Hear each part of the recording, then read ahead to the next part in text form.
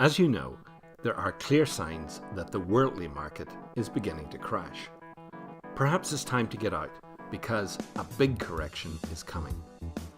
If we want to protect our positions by investing in better and more sustainable futures, then as a starting point, we might at least consider some free expert advice from the world's leading personal wealth manager. Sell everything you have. Invest the proceeds among the poor so you will have greater treasure in heaven. Then come follow me. Of course, very few people in this age will seriously entertain such thinking or attach any value to it, regardless of the unlimited wealth it offers in the form of lasting inner peace and happiness. Because we now tend to leave the business of charity to others while focusing on our own portfolios, which are heavily invested in the machinery of modern life.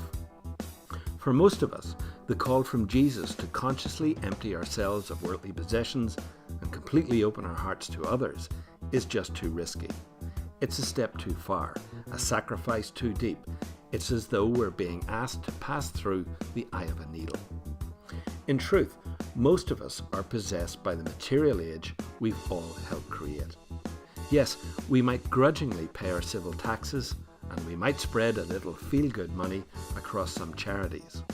But we've allowed ourselves to be consumed by consumption and a frenzied desire to buy, online, in store, anywhere, anything, anytime.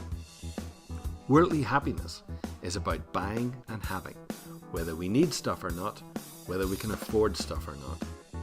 Energized by an all-pervasive and ever-persuasive media, greed and envy have become the world's leading market drivers.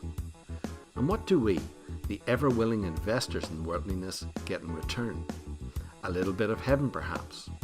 Not so, as our material dividends are short-lived, if not illusory, and heavily taxed. Ultimately, they only return inner poverty through addiction, desperation, and undue stress.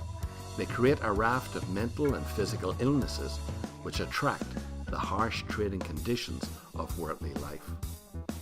Humanity is descending into a junk market, operated on mind-numbing lifestyle choices, higher healthcare premiums, more taxes, and more bargains, of course. And as we suffer the gradual impoverishment of our souls, the whole world suffers with us. And that is a fatal market condition. The idea of heartfelt giving towards the real needs of others may have almost lost its meaning in the material world, but there are beacons of real love. And that is where we can find much hope for recovery and the restoration of the only free market that matters. In the meantime, therefore, let our mantra for conducting the business of precious life on earth be to sell, sell, sell.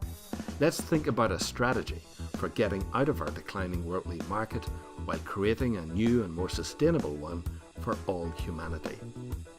Let's forgo our Black Fridays, our weighty and unnecessary possessions, and share all proceeds, spiritual or otherwise, with those whose real needs are greater than ours. Thank you.